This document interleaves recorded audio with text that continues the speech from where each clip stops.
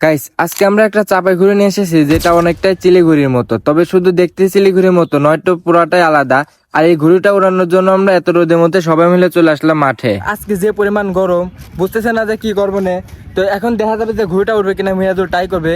তো মিরাজুল, ঘুড়িটা কি উঠবি? এখন মিরাজুল ট্রাই করতেছে, ঘুড়ি উঠবি 100% শেয়ার তো করছো, গুণ উঠবি। তো গাইস, মিরাজুল তো এবার 100%। এর আগেও দিছিল কিন্তু বাতাস ছিল না, লাগে উঠে পারছিলাম না। বাট আজকে বাতাস হালকা আছে, দেখা যাক কি হয়, উঠবে কিনা। তো গাইস, আজকে যে পরিমাণে রোদ উঠেছে আকাশে, জানি না ঘুড়িটা কতক্ষণ উড়াইতে পারবো, তবে চেষ্টা করবো অনেকক্ষণ ধরে ঘুড়িটা উড়ানোর। গাইস, আমাদের ঘুড়ি উড়ানোর জন্য সুতা সাজানো হয়ে গেছে, দেখতে পাচ্ছেন মিরাজুল কত ভাই সুতা সাজাতেছে। আর এদিকে মন ঘুড়িটা এখন উড়াই দেবো। বাতাস বাতাস এখন নাই বললে চলে, গাছপালা দেখতেছেন নিস্তব্ধ আছে। তো গাইস, এখন মন ঘুড়ি উড়াই দেবো। মন, আমি যখন রেডি 1 2 3 কত তখন উড়াই দেবো, বুঝছিস?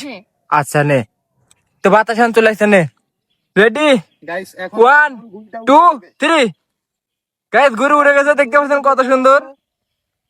তো গাইস, দেখতে পেলেন আমাদের ঘুড়িটা কত সুন্দর আকাশে উঠলো, বাট বাতাস ছিল না, যার কারণে বেশিক্ষণ ঘুড়িটা ভাসতে পারতেছিল না। আর এদিকে মিরাজুলও দৌড় দিতে পারতেছিল না, কারণ ওর সামনে ধানে বই, যার কারণে আমাদের ঘুড়িটা নেমে যায়।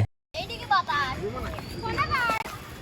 সেটা বাতাসে এই মুড়ি, বাতাস বাতাসে এই মুড়ি, বাতাস আসতেছে কোন দিক থেকে? এই দেখতি। এদিক থেকে আসতেছে, হ্যাঁ তাহলে তো আমার ওই কোনা যাওয়া লাগবে। গাইস, এর আগে বাতাস ছিল না, যার কারণে আমাদের ঘুড়িটা পড়ে গেছিল, বাট এখন আমার বাতাস আইছে। এখন মনে করেন আমি ঘুড়িটা লাটা আমি হাতে নিচে মিরাজুল হয়ে দেবো, দেখা যাক কেন ওরে কিনা। মিরাজুল নে। তো গাইস, দেখেন এবার ঘুড়িটা উঠে গেছে।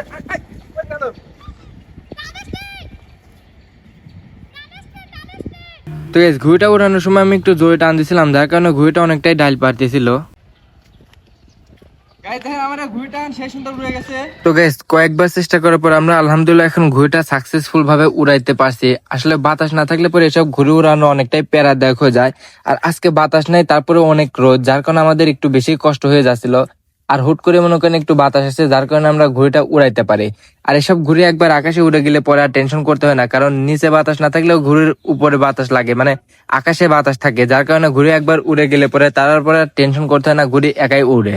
তো গাইস, বাতাস না থাকার কারণে আমরা অনেক কষ্ট করে ঘুড়িটা আকাশে উড়াই দেন, তারপরে এমন জোরে মাঝে মাঝে বাতাস আসতেছিল, যার কারণে আমাদের ঘুড়িটা ডাল পারতেছিল। আসলে সকল ঘুড়ি অতিরিক্ত জোরে বাতাস লাগলে ঘুড়িটা সহ্য করতে পারে না বাতাস, যার কারণে ডাল পারে।